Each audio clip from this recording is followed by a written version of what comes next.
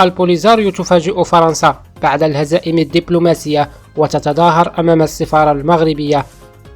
خطوة أخرى تبرز امتعادا كبيرا إزاء الدعم الذي تقدمه فرنسا للمغرب داخل مجلس الأمن تسير نحو هجبة البوليزاريو، فقد تقرر أن تنقل عناصر الجبهة داخل التراب الفرنسي معركتها صوب السفارة المغربية من خلال تنفيذ اعتصام بالخيام بالقرب منها.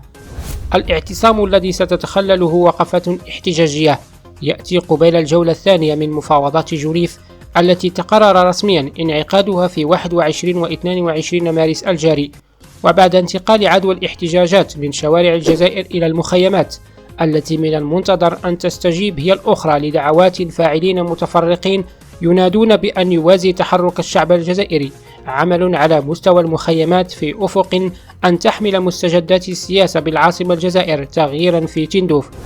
ومعروف أن البوليزاريو تحاول اختراق الدبلوماسية الفرنسية منذ مدة ليست بالقصيرة من خلال تحركات جزائرية، خصوصا على مستوى التنظيمات اليسارية التي تحاول نقل تصور الجبهة إلى الجمعية الوطنية الفرنسية وإبلاغ احتجاجاتها المتكررة إلى المؤسسات الفرنسية. لكن رغم ذلك لم تستطع أن تغير من الموقف الفرنسي الذي يشكل ورقة رابحة للمغرب داخل أروقة مجلس الأمن الدولي.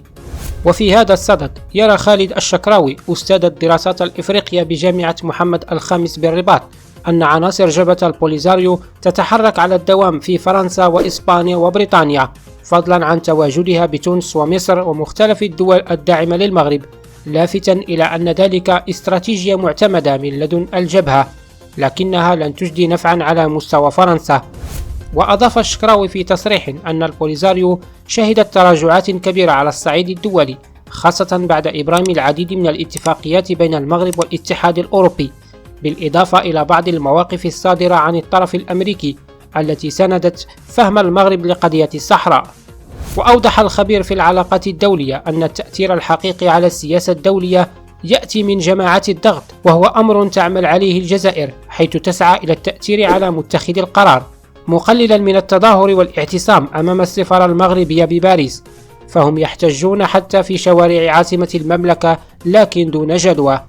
وبخصوص إمكانية تأثير الحراك الجزائري على واقع المخيمات، قال الشكراوي إن وضع الجزائر دائما ما يؤثر على مخيمات تندوف، وقد تكون هذه الاحتجاجات أمام السفارة محاولة لإلهاء سكان المخيمات عن الاحتجاج بفتح معركة هامشية، مشددا على أهمية التواصل مع شباب المخيمات بالنسبة للمغرب الذين وجب إنقاذهم من المستقبل المنعدم الذي يعيشونه.